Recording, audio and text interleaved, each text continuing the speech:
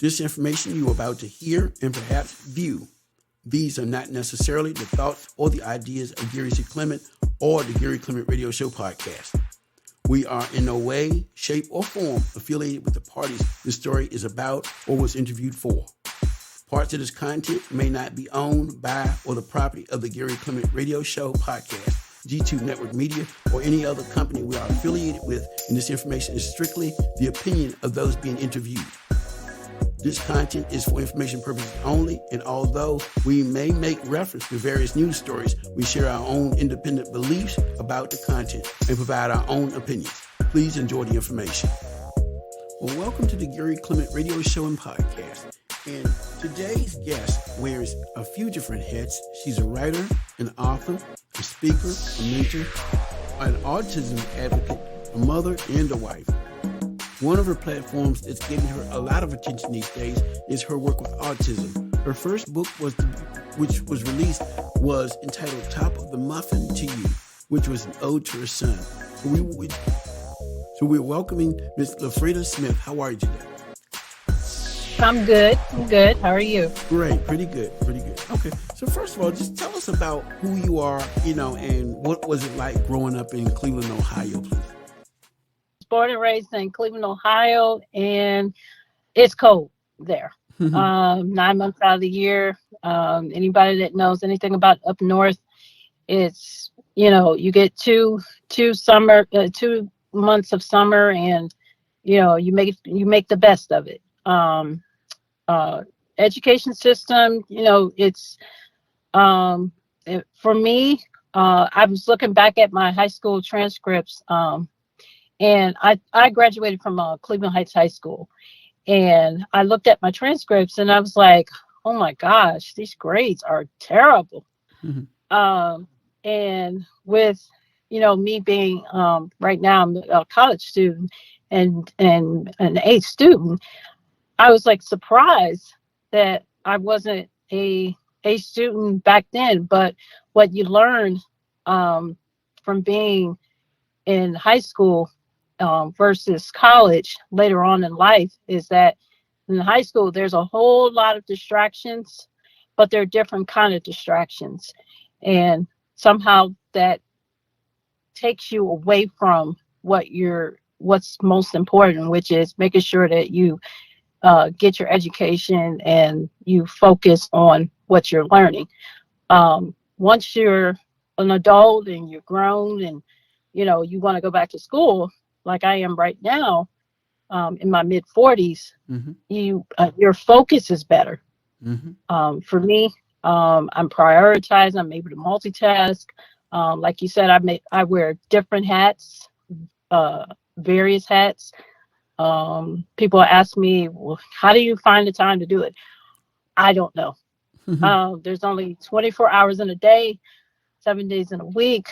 365 plus 1 days in a year, 52 weeks. And for me, the key to keeping everything all in order for me is prioritization. You prioritize what's important to you.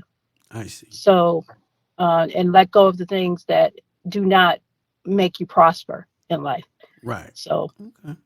So now, you have a son that was diagnosed with autism. Tell us about that experience and how you've been able to, I guess, deal with it and help him to, basically be able to move forward in life. Well, this was, I gave birth to him in 2000. And at that time, it wasn't really something that doctors were familiar with.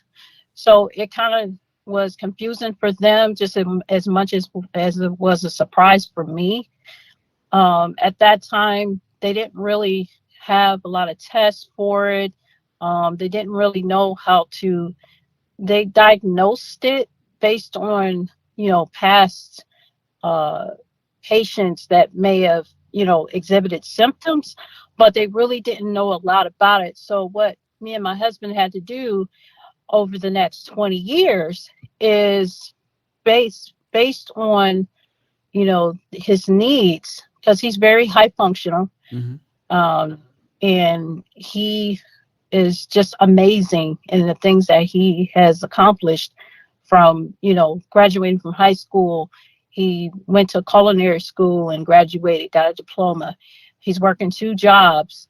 Ooh. Throughout his whole life, there's always been something that he needed to, improve on, which most of us, are in the same boat. And I've always treated him the same as anybody else. And for us, we are blessed, to have him be who he is, the way he is. One of the many things that I do, which is this is my 30-second pitch. I advocate for many talents of children and adults on the autism spectrum. So I like to spotlight those that have talents on the autism spectrum because we don't recognize that they are just like us. Um, whether you have autism, you're on the autism spectrum, or you have a different kind of disability, ability, doesn't matter. We all have talents, Mm. and we need to showcase those and be aware that there are certain things that, just like us, that bother us or we need to adjust to, be cognitive of. um, his cognitive development, he's partially mentally retarded, but Mhm. you couldn't even tell. Wow. Hmm. He's just exceptional. He loves electronics. Hmm. You give him something to work on, he's right on it. He figures it out. Hmm. He's good on computer, um, like his mom, and it's just amazing. Um, but he still has his whole life ahead of him, and there will be challenges. Like right now, he's trying to drive, and Wow. the Mm. educational he's the educational system does not did not support him driving during Hmm. his time in high school. So what I had to do was step in and, you know kind of practice, you know online tests with him, and I've been doing that for the last year and a half with him, and he's done exceptional on those tests. So Hmm. he's going to be taking his driver's test, his permit test, in June, because there's like a 2-month waiting list. But Wow. it's amazing how much he wants to be, like, the general population. I see. Wow. And we forget that they're human too, Right. I you know. understand. I see. So, Hmm. um, Okay. yeah. Because I was going to ask you, what has been your greatest challenge in regards to dealing with, people whom not only have autism, but trying to get those who are in charge of the various services and stuff to basically help you with what you needed to have done. Yeah, for me, I've always believed in being informed myself before going to someone else, because it's you have experts in the field. It's like doctors. You go to a doctor Mm-hmm. and they have an expert in they're expert in a certain field. Okay, they may not know everything. Mm-hmm. Okay, so what you have to do is you have to make sure that you have all the facts. You got to know, because I the only person that knows my son is me. Mm-hmm. I Okay, understand. Mm-hmm. and himself.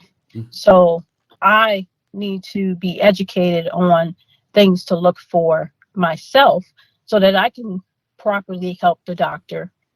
Um, and if they have certain questions or they're confused about something, because they're not going to know everything. So we just made it.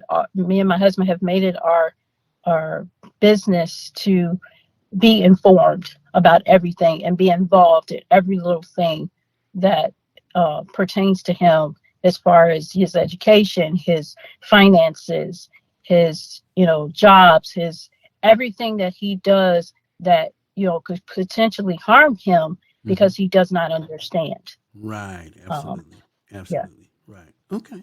And I also understand that you wrote a book in his honor, or tell me a little bit about that, please. Yeah. So the book that I wrote with co-authored with my husband, is the bake. It's the first book is called Top of the Muffin to You, Mm-hmm. and what it did, the idea around it was to involve as many of our um, uh, acquaintances on the autism spectrum as possible, including children and adults that we knew in real life, and expose their talents to people and showcase that they are very special to us and the community and the things that they do. My son inspired the baker character because he loves to cook. He Okay. cooks with me on my on the YouTube channel, the P Word. We do a cooking with Baker and LJ. He likes to cook other people's recipes. Still waiting on the recipe that he comes up with, but he's still thinking. He's like, "Mom, I'm still thinking about it." Um, and uh, I can't wait to see what he comes up with as his uh, signature dish, Mm-hmm. like every chef does. Mm-hmm. But he enjoys cooking. So I was like, you know what? I'm going to make this a book about, cooking and, you know, food because I'm a foodie. I love to eat. Mm-hmm. My son, he loves to cook. He Mm-hmm. loves to eat. And everyone in our book does too. Mm-hmm. So um, all the characters, I have a teacher who has two children on the spectrum in the book. I have an adult who's on the spectrum. I'm in the book. I have dyslexia, Mm-hmm. uh, and I have a friend of mine's son who is on there, Mm-hmm. and he's a very talented artist. Mm-hmm. And it is so amazing to me, the stuff that they can do, Mm-hmm. that does not get recognized Right. a lot by the general population, I you see. know. So Mm-hmm. every chance I get, I showcase it. I, brag about it. Mm-hmm. Anything my son does, I brag about it. I might be biased because I'm his mother, Right. but Mm-hmm. it's it's it's amazing what they do. And for all of us, when we get together, once a year to do like Night to Shine, we get out there on the dance floor and they're dancing, they're singing, and I'm dancing with them, and it's amazing what they can do. Mm-hmm. Um, and their faces just light up, Right. and I that see. warms my heart. So, Okay. Okay. So I guess kind of sort of you've kind of taken us back to the autism piece because I was going to ask you, in your opinion, what do people need to know about autism that has been heavily overlooked or, people just don't pay any attention to? well, for one, you're not always going to know the signs, Mm-hmm. and you're not going to recognize when someone has it. A lot of people are diagnosed later in life as adults, and they don't even recognize it for themselves until they've been diagnosed. Um, it's not a disease. It's not something you can catch. It's a, cognitive. Sometimes it's a physical impairment, that keeps them from doing what the general um, population may be able to do. But like I said, the general population, they have their things that they can't do. Right. Mm-hmm. And, I always say it's you don't separate people. Mm-hmm. Everybody it's all about inclusion. So the artwork for the book, for the first book for your son, who did the artwork? That is just beautiful to have that idea or whatnot to use actual illustrations like that. Whose idea was that? Uh Actually it was my husband's. He we actually used the app Fiverr. We hired a illustrator from there. She did a wonderful job capturing like the realistic photos Mm-hmm. of the characters, from real life photos. Okay. she did capture all their, um, their personality, their facial expressions, their everything. Okay. Hmm. And so, was there an actual story, that you all actually followed or whatnot to put that together, or uh, what? Yeah, yeah. We actually did put this together. It took us about a year and a half to do Mm-hmm. the first children's book. It takes a lot of creative uh, Mm-hmm. information to put together a story that is one, you know, entertaining and informative, and it makes a child when they read it want to read it again. Right. Right. We wanted to make sure that all our illustrations were, had some humor in it, and it told the story of how these characters really are in real life. I see. Okay. Very good. Cool. Okay. So you also have another book entitled "Beautiful Flowers: The Rise of a Queen." Tell us about that concept and that story there, please. Yeah, I wrote that in that was it 2020, um, and 2021. Yeah, 2021. I released it.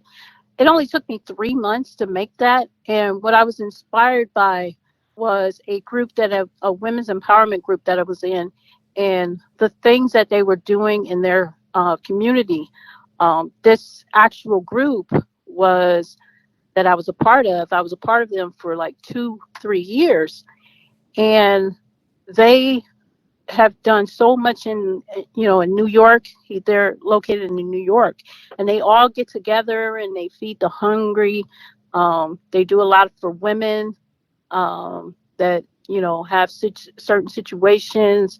They get together and they do fundraisers and stuff like that. So I was inspired by all the things that they do, and then I wanted to put myself in there because I wanted to let people know that I had a dream about being a person that, aspired to be this blossomed flower that finally comes out of her shell. For me, I've always been a shy person. And in life, you know, certain people have told me that you have many talents. You're great at this, you're great at that, and every time I would like go above and beyond, sometimes it would like kick me in the butt, which is normal in life. And I've learned those lessons, that sometimes it's just not your time. And right now, I'm really learning the stuff that I wrote about in that book, about true timing and having people by your side to support you and stuff like that. So that was my main goal of that book. Now, my second book, it's in the works, um, and I'm trying to work out the details of that, but not going to share that yet. Still working out the kinks, but Mm-hmm. that was what I wanted to do, was try to get myself uh, expressed in that book and my feelings, and share what I experienced with this group, and dedicate it to them I because see. they did inspire me to write it. Okay. Great. Okay. So you also have talk shows. Please tell us about "I Am Enough" and "Real Time with Mrs. Liz." That was actually a podcast that I went on. Mm-hmm. That's that lady is incredible. She interviewed me when I had my book, uh, "Beautiful Flowers" had just came out, Mm-hmm. and she is well known all over the world, for her podcast, her television and stuff like that, and she does amazing things to help authors with their books, people with television shows, things like that. For people that want to contact you to find out more about what you do, the things that you are creative and good at, how do they get in contact with you? You can go to my Instagram at LaFreda2, or you can go to my website, www.lafredasmith.com.